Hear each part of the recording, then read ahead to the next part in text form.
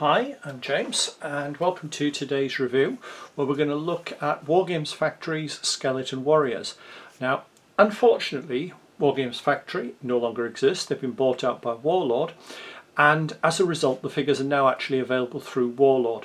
Now, they're part of the Warriors of Erehwon series.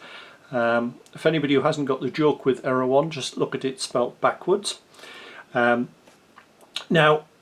the new box has got slightly less figures. There were 30 in this, so there were 5 sprues of 6 figures. The current one has got 24, so you've got 4 sprues in there. It's currently available for £21, which, to be honest, for 24 fantasy figures is quite good value for money. Or you can buy individual sprues from Warlord at £6.25. You can also look around and see them on things like eBay and so on. So, what made me pick this one up? Well, if you're my sort of age, you will remember Jason and the Argonauts, and the designers of this obviously did as well. And I'll explain why I think that as we go through it. It's a really nice set of figures. Sprues are all identical. Now, they do have one minor disadvantage in that they don't have any command figures with them, although you do have one helmeted head and some pointing arms, and I'll talk a bit about them as we go. But there's no things like natural champions, musicians, standard bearers, things like that. So we've got the 6 bases cast into the sprue, which is actually quite nice. I'm quite impressed that they've done that. So let's start at this end here. We've got the heads. Now, there's a total of 10 heads. We've got 8 across the top there, 1 there and 1 there. They are subtly different. Some have got open mouths, some are closed mouth. One has got a helmet on. Now, the helmet, I've been trying to identify it because the theme on this is ancient Greek, but I can't really identify it. It reminds me of a Corinthian helmet but with open face. If anybody knows better than that, knows their Greek helmets better than me, please let me know. I would love to see what it actually is. And I'm putting it down to my ignorance rather than the designers, because it is quite a well put together box, as we'll see as we go. Now, we've got the arms. They're sort of scattered all over the sprue. Now, there's enough there for 7.5 sets. The half, because we've actually got a pointing arm. They are cast open-handed, so you can put any of the weapons into pretty much any of the hands, which is a nice touch. So you can have left and right-handed figures. I've done a couple of left-handed. And they're not in pairs. None of them need to be with any specific one, so you've got plenty of options. Now, this is where we get the unusual feature with this. These are strange pieces, are feet with a bar connecting them, and if you look very closely you can see there's just a little cutout there, like almost like a ball joint, and the legs clip into them. Now, there's 4 where they have the left foot forward and 2 with the right foot forward, so you have got plenty of variety there. Now, this is where people either love or hate these figures. Some people have looked at that and gone, oh, I hate that's just horrible, I can't get them to fit. I found them fairly easy to use. So it's very much a Marmite thing, I think, that. So you've got those, and what you do is you glue that to the base and then slot the feet in and so on. You tend to find it's easier to build these from the ground up. We've then got 2 odd little bases here. Now, the idea behind these is to actually get the Jason and the Argonauts, the bursting out of the ground.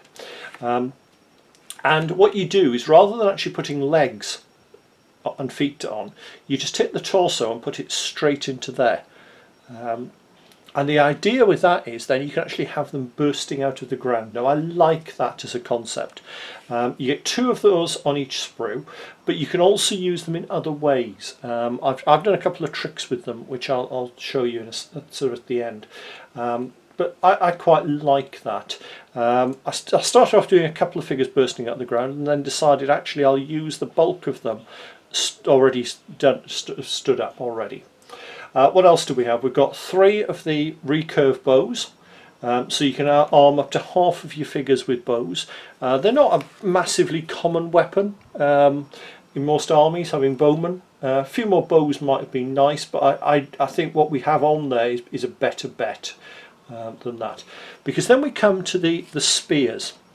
Now, the spears are long dory type spears. And this is where I started to get really impressed, because when you look at them, you can actually see they've got a point at both ends. Now that's deliberate.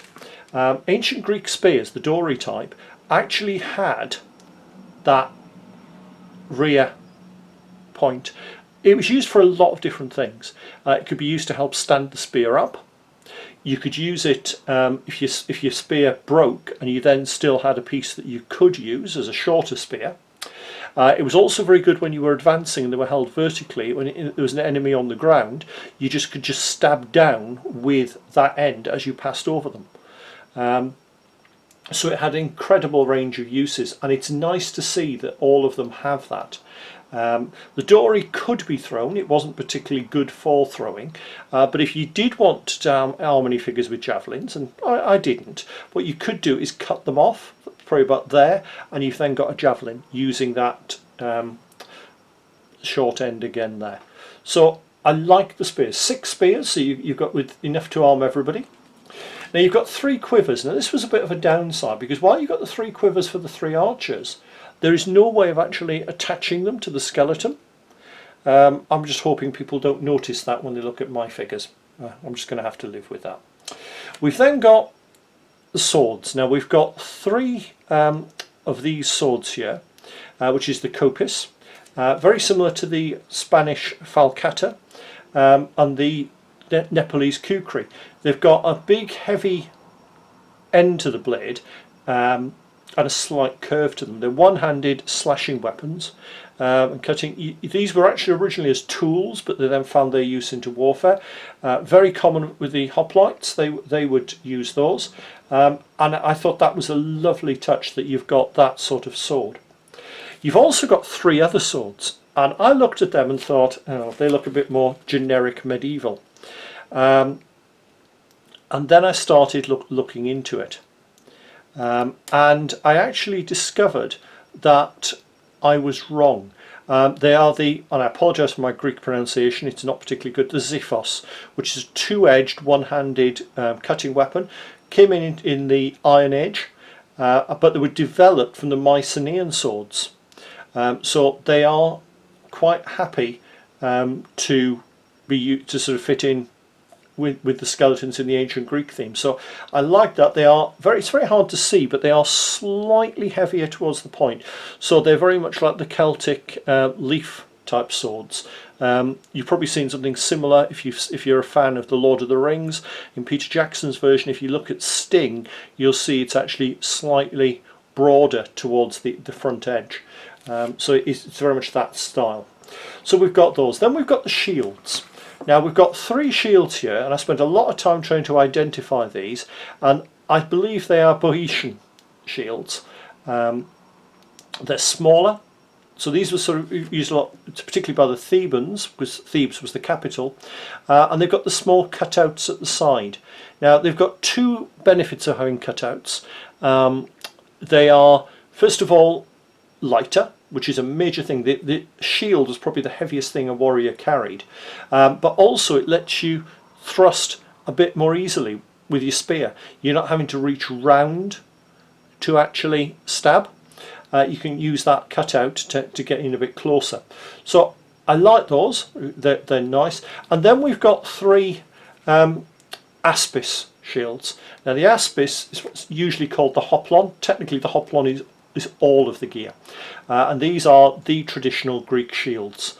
They are something, depending on what period, sometimes they were painted, sometimes they weren't. So it is worth bearing in mind that you can get away without doing really complex shield designs. As you can see with mine in a minute, I've actually just done them as straightforward Greek characters on there. I picked up a Greek alphabet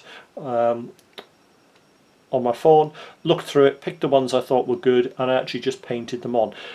Possibly because I got the idea from very, very old wargaming army I used to play when I had I borrowed it when I started wargaming, Spartans, which had the lambda symbol on it, and I just thought, yeah. And then I thought, oh, I want something a bit different, so I actually did the whole, getting on for the whole Greek alphabet.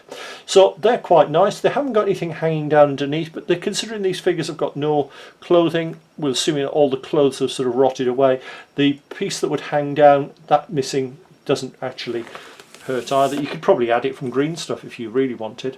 Only thing I'd add as a useful thing to be aware of is with the spears, the end of it was iron. I painted mine as bronze. I could repaint it, but actually I quite like them as bronze. I think they just fit better that way. So that's what they look like.